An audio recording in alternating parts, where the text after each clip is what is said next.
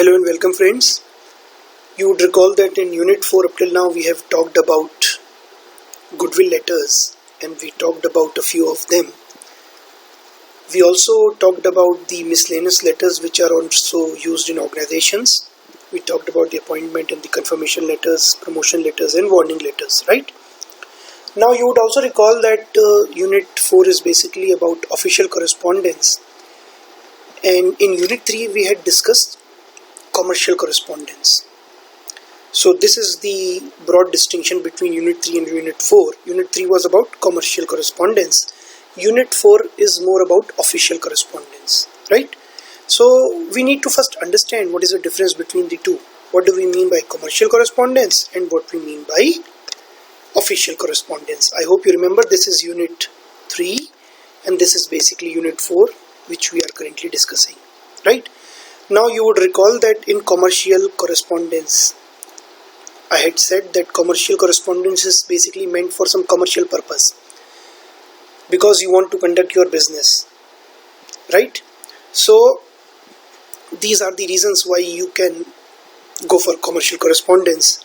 For example, you want to sell something, you want to redress the customer grievance. I hope you remember the apology letter that we wrote to the customer, to an aggrieved customer. So the customer was having some complaint and we wrote him an apology letter in Unit 3. So that is an example of customer grievance redress. What do we mean by this? How do you redress the customer grievance? Customer is not happy because of some aspect, and how do you calm him down?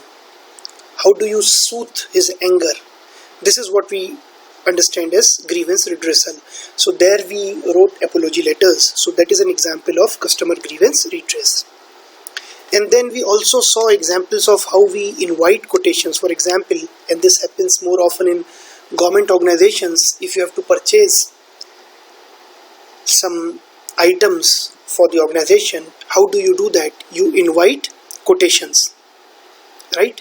And then the various suppliers who supply that item, they send in their quotations with appropriate details, and then based on the best offer, whichever the best offer is, we actually purchase from that particular supplier. So we had discussed all these kind of letters in Unit 3. If you would recall, you can go back to Unit 3, have a look at those videos again, and you will understand how we talked about all these different kinds of letters there, right? Now please understand, how is commercial correspondence different from official correspondence? One thing was that yes, it was being done for commercial purpose. Second aspect is that the audience is largely external. External means that particular audience is not part of the organization. The audience could be a bank. I hope you remember we requested loan from a bank in Unit 3 and we had sent a letter. Then it could be your insurance firms, it could be your customers. For example, we have written letters, apology letters to customers, or letters can also be written to customers to make them aware of a new offer for them. So these kind of letters are written to customers, and customer again is part of external audience. Suppliers also, many a times you would recall that some of the letters which we had discussed in Unit 3, they basically were complaint letters written to supplier for a delayed supply or some quality defect in the supply. So in all such letters which we had discussed in Unit 3, the audience was external to the organization. It was not part of the organization. It was not your employee to whom you were writing. It was somebody, some entity from outside the organization, right? Another point of difference is that the different types of commercial correspondence include letters, and they include press notes and tender notices. I hope you remember that we have talked about such letters in Unit 3. So this is something that we have already discussed. However, what do we mean by press notes and what we mean by tender notices and how to draft them? This we are going to discuss in Unit 5, right? But again, the audience would be external to the organization. Fine. Now let us understand how official correspondence, which we are going to discuss in Unit 4, is different from commercial correspondence. Number 1, purpose is different. Please understand, I told you Commercial correspondence is meant for entities outside the organization, external audience, and these are the kind of letters that we write, while official correspondence is meant for doing some organizational work and coordination. So you want to do some organizational work, then you make use of a letter, and that letter would be an example of official correspondence. So let me give you another example. If I am writing a letter to my customer, it would be commercial correspondence. But if I write a letter to my principal requesting him to attend a function in my department, then it would be an example of official correspondence. We are not engaging in official correspondence for selling something, for example. We are engaging in to do some organizational work, to discharge some organizational duty, to ensure coordination among different departments or different individuals in the organization. Likewise, if I write to a colleague of mine in some other department, then again it would be an example of official correspondence. So you have to be very, very clear about the distinction between the two, the commercial correspondence and the official correspondence. Then please understand, official correspondence is by and large meant for internal audience, and generally who the internal audience is? Generally your own employees. So if I have to appraise the employees regarding how my organization has performed in the last 1 year, what would I do? I might write them a letter, a public letter, and that would be an example of official correspondence because it is addressed to my employees' internal audience. Is that okay? So this again is a point of difference between official and commercial correspondence. But please understand, not all official correspondences are meant for internal. I use the word by and large. आम तौर पर official correspondence is meant for internal audience, but not always. And I'll discuss in a few minutes from now those instances where official correspondence is also meant for somebody who is not part of your organization, who is not an employee of your organization. The various types of official correspondence are letters, memorandums. In short, we call these memorandums memos, notices and circulars. And we are going to discuss all three of them in unit 4, which is the current unit that we are discussing. Please also understand that the letters that we have discussed in this very unit, right, in unit 4, they are part of official correspondence, while the letters that we discussed in unit 3, they were part of commercial correspondence, right? So these are the major points of distinction between commercial and official correspondence. Now,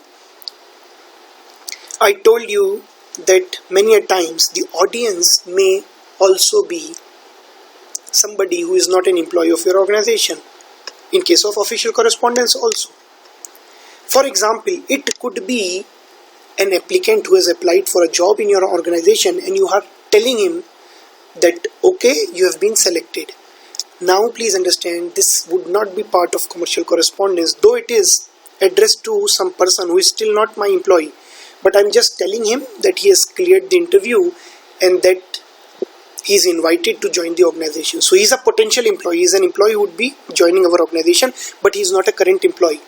So this is what I meant when I said that many a times official correspondence is also addressed to some external entity. In this case, a person, a candidate who has applied for a job in my organization and he has been found fit, and I am communicating to him that he has been found fit to join the organization and he can join on the so and so date. This is an example of official correspondence, though it is not addressed to internal audience. It is a person who is still not joined our organization, but yes, he might be joining this organization maybe a few days from now, right? So this is what I meant by saying that official correspondence are generally addressed to internal audience, but it may not always be the case. Fine. Now let me take you back a little and let us discuss the letter which has been shown here, the appointment letter. Now please understand, this is addressed to somebody who has applied for a job in our organization. I hope you remember this was from our last discussion, lecture number 28. Now please understand, this guy whom I'm writing this appointment letter to, or whom I'm sending this appointment letter to, is still not an employee. He is somebody from outside the organization. Of course, he might be an employee a week from now when he joins my organization, but as of now, he is not an employee, right? But still, I'm writing this letter to him, and this shows that many a times official correspondence may also be addressed to some external entity who is not your current employee, right? So these were some of the letters that we had discussed in the last session, and now please understand most of them fall in the category of official correspondence and not in the category of commercial correspondence, right? However, please understand that it could so happen that you are writing a letter of appreciation or a letter of sympathy to a customer of yours or to a prominent supplier of yours. Maybe say the customer has met a tragedy, there has been an accident in his family, and he is a valued customer. He gives you a good volume of your business every year, so you might want to write him a letter of sympathy. However, in that case also, this would be an example of a goodwill letter, but they can also be written to a customer. So you may write a letter of appreciation or a congratulatory letter. Many times you might also invite some external entity. It could be the customers, it could be the suppliers to some function. So all these letters, they are all goodwill letters. We have discussed this already in the last session. But then they can be also categorized as official correspondence. Fine. So this was why I had discussed these letters in the last session. Please understand, letters is one kind of correspondence which is used as commercial correspondence also, as well as official correspondence also, right? So the whole idea behind today's lecture is that you should be very, very clear about the difference between commercial and official correspondence. Thank you very much for your time.